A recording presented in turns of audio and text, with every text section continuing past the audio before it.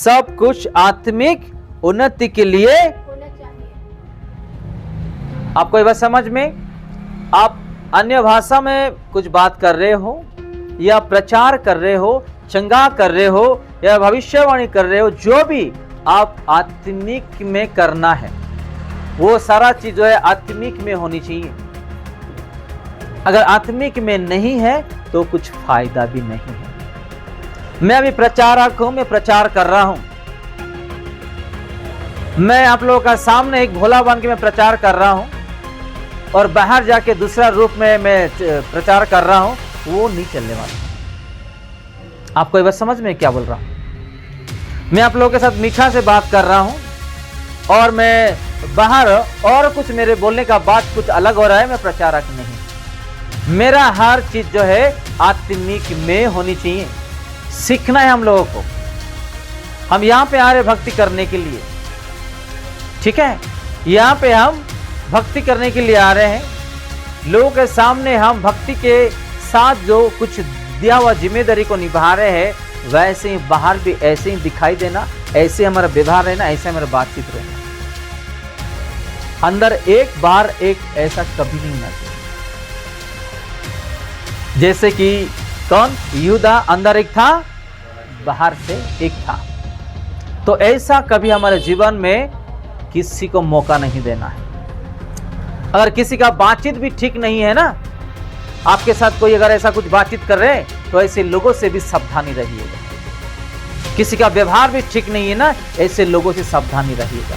मैं नहीं कह रहा हूं, प्रभु का वचन कहता है। सुनेंगे क्या? 1 कोरिन्थियस 5:11 पढ़िएगा।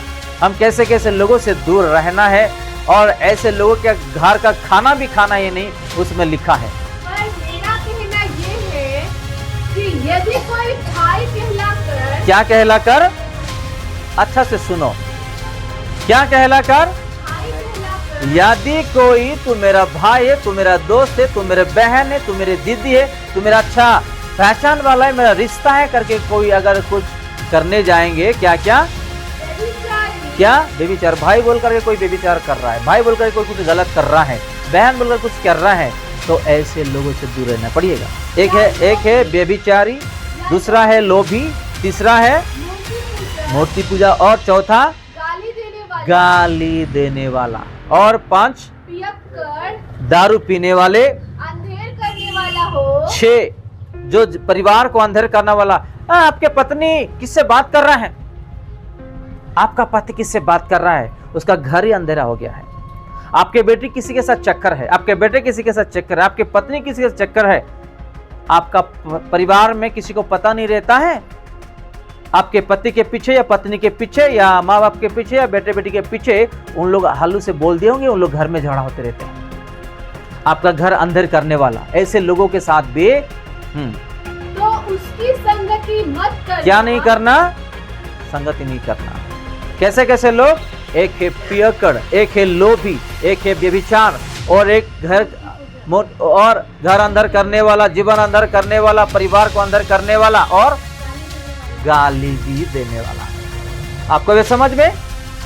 ये लोग हमारे लिए कुछ काम के नहीं है। इन लोग सिर्फ नाम के लिए डब्बा है के विश्वासी है, सिर्फ नाम के लिए।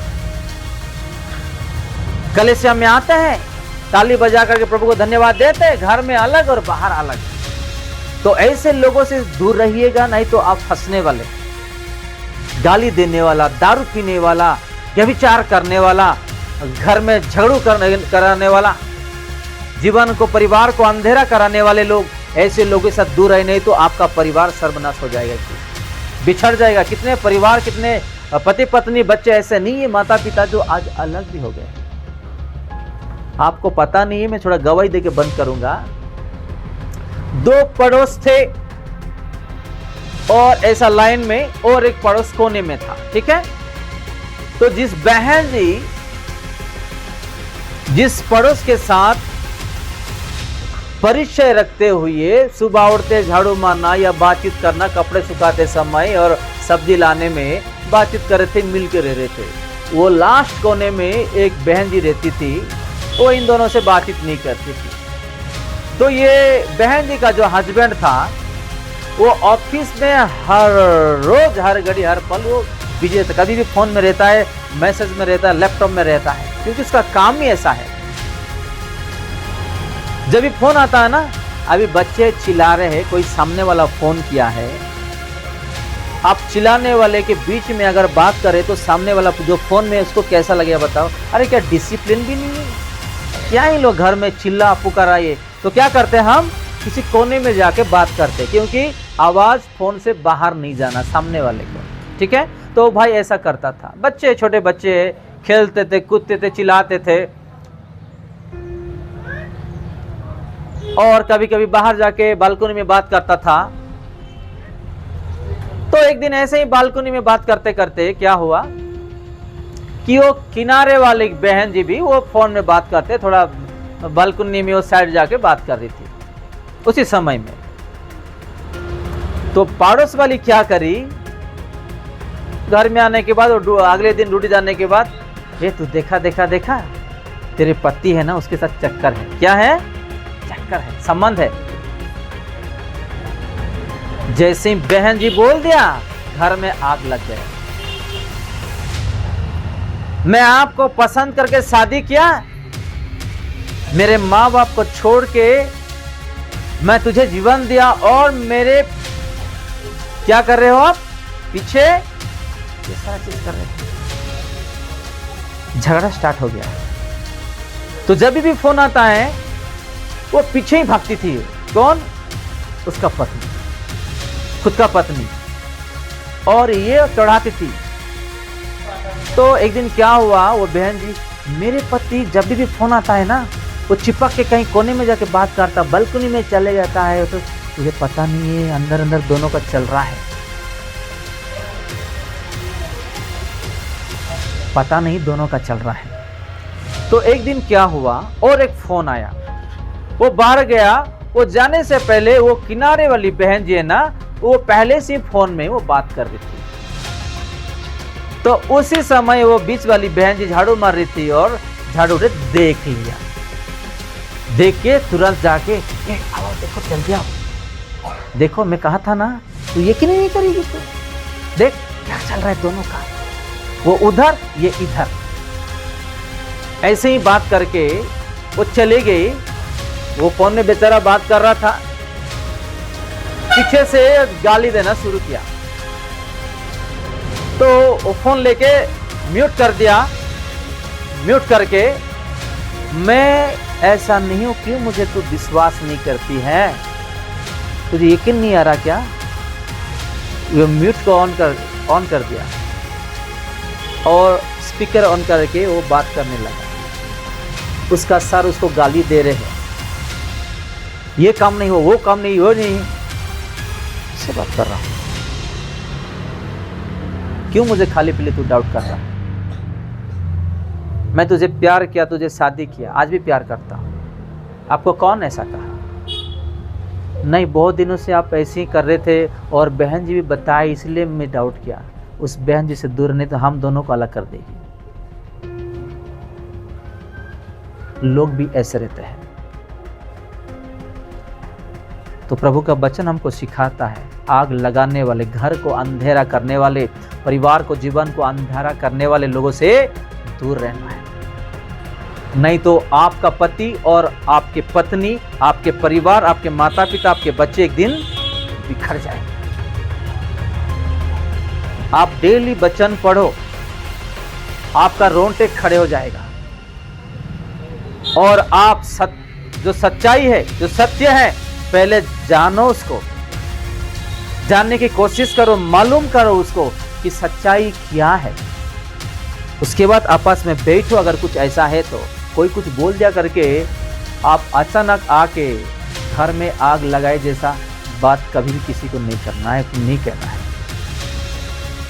ये जानना बहुत जरूरी। तो शैतान ऐसा चला खेला है, और ऐसे ऐसे लोग को भी शैतान हमारे जीवन में लेकर के आता है। डाउट करवाने वाला और घर तोड़ने वाला, हमारे आत्मिक जीवन पवित्रता को नष्ट करने वाले लोग भी हमारे जीवन में शैतान लेकर के आता है। प्रभु से बढ़ के, हम अपने परिवार को बढ़ के इस दुनिया में कोई है ही नहीं। हालेलुया। आप लोग बात समझ में? हमारे प्रभु यीशु मसीह हमारे परिवार को छोड़ के, हमारे सुखों में, दुखों में, कष्टों में, बीमारी में, साथ देने वाला कौन था?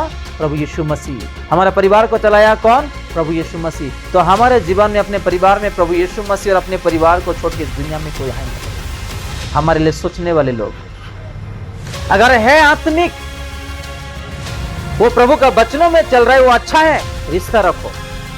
लेकिन जो लोग जो है व्यभिचार करने वाले, दारू पीने वाले, झगड़ा करने वाले, गाली देने वाले, बुराई करने वाले लोग और अलग अलग चीज जो लोग करते हैं, ऐसे लोगों से दूर रहो। नहीं तो उसका मैं एग्जाम्पल देके बात करता हूँ। मैं एक के साथ दोस्त बनाया, ऐसे बातों में दोस्त हुआ, उसके बाद वो कलेश भी आया। वो जब भी वो इसका बात उसका बात इसका बात उसका बात बोलता ही जा रहा, तो मेरा मुंह चुप रहेगा क्या? धीरे धीरे मेरा मुंह भी खोलने लगेगा। मैं फंस गया कि नहीं, बताइएगा।